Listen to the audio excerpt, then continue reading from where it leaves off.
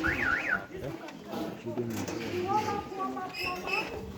Then, what you're going to do is we clap 1, 2, 3 for Jesus, because the one was given us before. 1, 2, 3 for neighbor, because Jesus loves the neighbor. Then, no, it's 1, 2, 3 for Jesus, 1, 2, 3 for neighbor, 1, 2, 3, 4. You're good listener. We love the neighbor, and we love Jesus. So, warm up. Okay, 1, 2, 3, we go. 1, 2, 3 for Jesus. 1, 2, 3 for neighbor. No, for me. 1, 2, 3, we go. 1, 2, 3 for Jesus. 1, 2, 3 for me. 1, 2, 3 for neighbor. So if you are clapping for your teacher, we say 1, 2, 3 for Jesus. So let's go.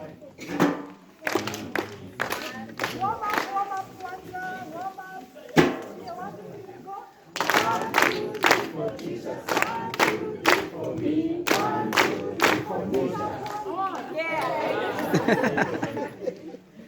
Okay, so I'm going to talk about how every child is an individual. Every child, whether they are 1 or 3 or 5, they are all very, very different. And they always want you to notice that they are different. I'm going to give you a story, okay? So I started in children's ministry when I was 9. I just decided I am not going to go to the next class. Why? Because to me, the next class was boring. At 9 years old, I did not want to go to the next class. The class for the younger children was more exciting and more interesting. So I decided I would stay there. But I was older than everyone in my class. So I needed something to do, which is how I started helping my mother. If she would need someone to write, I would write. Someone to stick something on the wall, I would volunteer. Someone to do something else, that was me. I was the child that wanted to do everything. Now, my siblings, my brother, he's 1 year older than me. My brother did not want to do everything in class. He wanted to sit and listen, and if he was not listening, he didn't want to be in the class. He didn't want to assist. Now these are 2 children who grew up in the same house, who have the same parents, and yet what we wanted to do was so different, okay? So every child in your class is very, very different. These ones are from different houses, they have different parents, some of them they're from different places, they're all very, very different. And as a child, one of the most important things that you always want is you always want to be noticed. You always want to be noticed, and you always want to be treated as if you're important and special. Now this is where it becomes tricky. Imagine you have a class that has 50 children, because we are told children are many. You have a class that has 50 children. And because this is church, and you are telling them that Jesus loves them and he knows them individually, they have to feel like Jesus knows them. And they can only feel that by you knowing them. So beyond just knowing their names, you have to know what they like to do. This is where it becomes easy. Children will always tell you what they like to do. Okay? So imagine you planned a class, and your class, you'll start by giving them a story. I heard someone say that they loved hearing stories as a child. So imagine you give them a Bible story, and that's the first thing you do.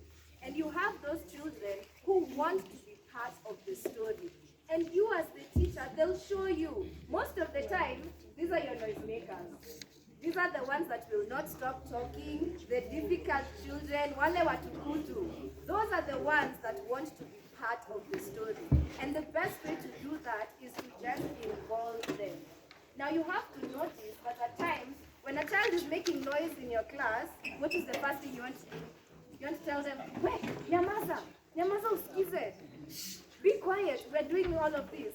But when you do that to a child, they feel like you haven't noticed what they need you to notice.